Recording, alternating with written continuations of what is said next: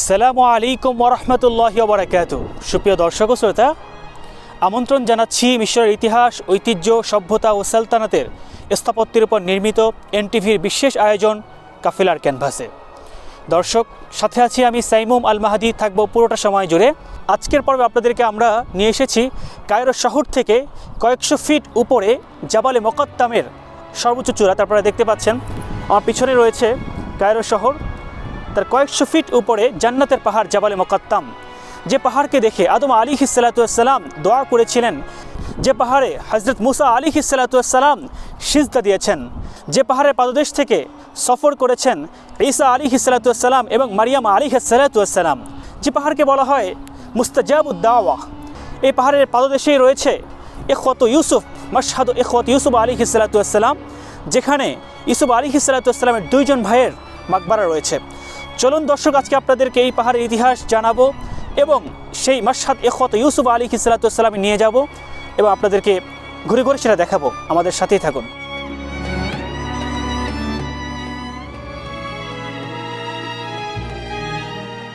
সুপ্রিয় দর্শক ও শ্রোতা, আজকের পর্বে আপনাদেরকে আমরা নিয়ে এসেছি জান্নাতের পাহাড় জাবালে মুকাত্তামে। সেই সাথে আপনাদেরকে নিয়ে যাব সিনাই উপত্যকার ঐতিহাসিক তুর পর্বতে, যেখানে মুসা আলাইহিসসালামের প্রতি তাওরাত কিতাব নাজিল হয়েছিল। জাবালে মুকাত্তাম জান্নাতের একটি পাহাড়। নামটি গ্রহণ করা হয়েছে মুকাত্তাম ইবনে বাইসার ইবনে মিসর ইবনে হাম ইবনে নূহ আলাইহিসসালাম, অর্থাৎ হযরত নূহ আলাইহিসসালামের একজন প্রপুত্র ছিলেন মুকাত্তাম। যে পাহাড়টি স্মৃতি বহন করছে অনেক নবী রাসূল আলাইহিমুসসালামদের।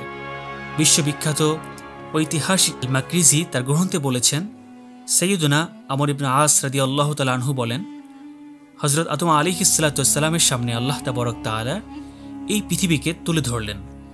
তিনি মিশরকে দেখে দোয়া করেছিলেন। দীর্ঘ হাদিসের একটি অংশে আদম আলাইহিসসালাম এই পাহাড়টি দেখলেন, যার চারদিকে নূর বেষ্টন করে আছে। মহান রবের রহমত থেকে যে পাহাড়টি খালি থাকবে না। আদম আলাইহিসসালাম বললেন, হে রহমত প্রাপ্ত পাহাড়, তোমার উপত্যকা জান্নাতের, তোমার মৃত্তিকা সুবাসিত, তোমার মাটিতে জান্নাতীদেরকে দাফন করা হবে।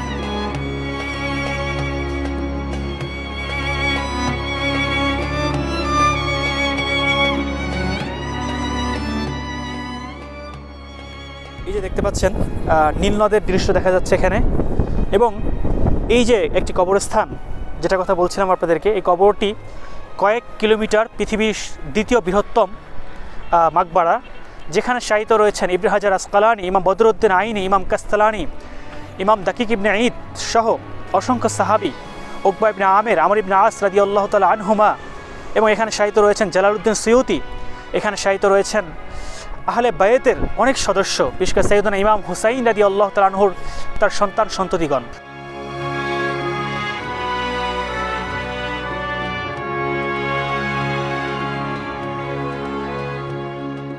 দর্শক, চলুন আজকে কায়রোর জাবালে মুকাত্তাম থেকে আপনাদেরকে আমরা নিয়ে যাব তুরে সাইনাতে, অর্থাৎ সিনিন উপদ্বীপের তুর পর্বতে, যেখানে মুসা আলাইহিসসালামের প্রতি আল্লাহ তাবারক তাআলা তাওরাত কিতাব নাজিল করেছিলেন, যেখানে মিরাজের রজনীতে রাসূল সাল্লাল্লাহু আলাইহি ওয়াসাল্লাম আগমন করেছেন, যেখানে মুসা আলাইহিসসালাম 40 দিন ইতিকাফ পালন করেছেন এবং তার মুজিজার লাঠি আল্লাহ তাবারক তাআলা তাকে দান করেছিলেন, যেখানে কিয়ামতের পূর্বে ঈসা আলাইহিসসালাম আশ্রয় গ্রহণ করবেন। সুপ্রিয় দর্শক শ্রোতা, চলুন আজকে আপনাদেরকে তুর পর্বতের ঐতিহাসিক নিদর্শনগুলো ঘুরে ঘুরে দেখাবো এবং ইতিহাস জানাবো। আমাদের সাথেই থাকুন।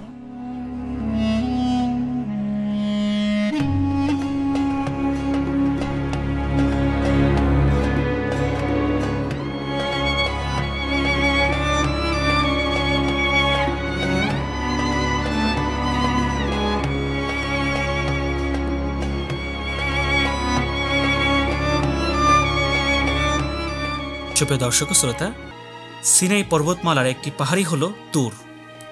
মহাগ্রন্থ আল কোরআনের সূরা আত-তিনে ইরশাদ হয়েছে, ও তুর সিনিন, শপথ সিনাই উপত্যকার তুর পর্বতের, অর্থাৎ শপথ তুর পর্বতে হযরত মুসা আলাইহিসসালামের প্রতি নাজিলকৃত তাওরাত কিতাবের প্রতি। মহাগ্রন্থ আল কোরআনে 10 জায়গায় সরাসরি তুর পর্বতের কথা উল্লেখ হয়েছে। এই সাইনাতে রয়েছে উয়ুনে মুসা আলাইহিসসালাম।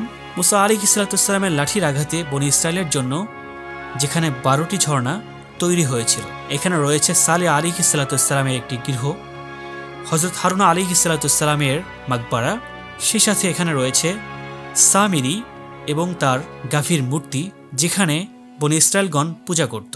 এই সাথে এখানে রয়েছে ময়দানে তিহ, যেখানে আকাশ থেকে আসমানি খাবার মান্না ওয়া সালওয়া নাজিল হতো।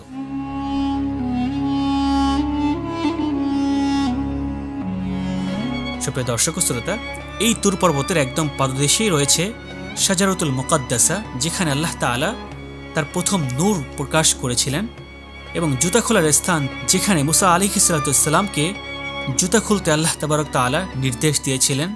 ফিলিস্তিন ভূখণ্ডের খুব নিকটেই মিশরের তুরে সিনিন পর্বতমালা।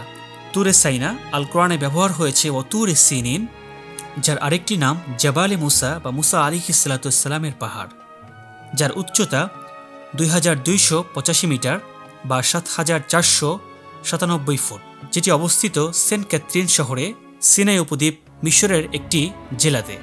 কায়রো থেকে তুর পর্বতের দূরত্ব 740 কিলোমিটার।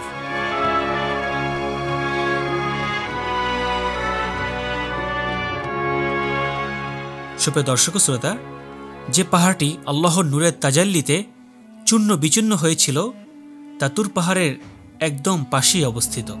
এই স্থানেই আল্লাহ তাবারক তাআলা মুসা আলাইহিসসালামকে তার নূরের তাজাল্লি দেখিয়েছিলেন, ফলে তৎক্ষণাৎ মুসা আলাইহিসসালাম জ্ঞান হারিয়েছেন, যা কোরআন কারিমে ইরশাদ হয়েছে।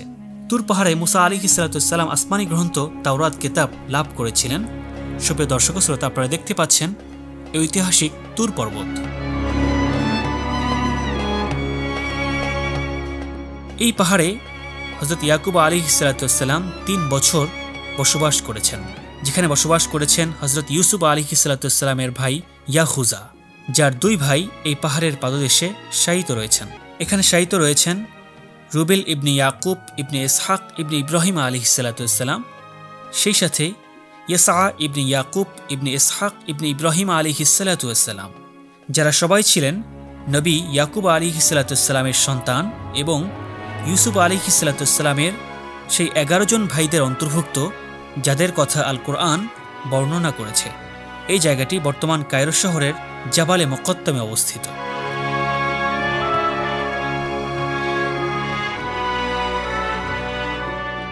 প্রিয় দর্শক শ্রোতা, আপনারা দেখছিলেন এনটিভির বিশেষ আয়োজন কাফিলার ক্যানভাসে। দেখতে দেখতে অনুষ্ঠানের একদম শেষ প্রান্তে আমরা চলে এসেছি। আজকের মতো বিদায় নিচ্ছি জান্নাতের পাহাড় জাবালে মুকাত্তাম থেকে। আগামীকাল একই সময়ে এনটিভির পর্দায় নতুন একটি পর্ব নিয়ে আপনাদের সামনে হাজির হব। সে পর্যন্ত আল্লাহ সুবহানাহু ওয়া তাআলা আমাদেরকে ভালো রাখুন, সুস্থ রাখুন। আসসালামু আলাইকুম ওয়া রাহমাতুল্লাহ।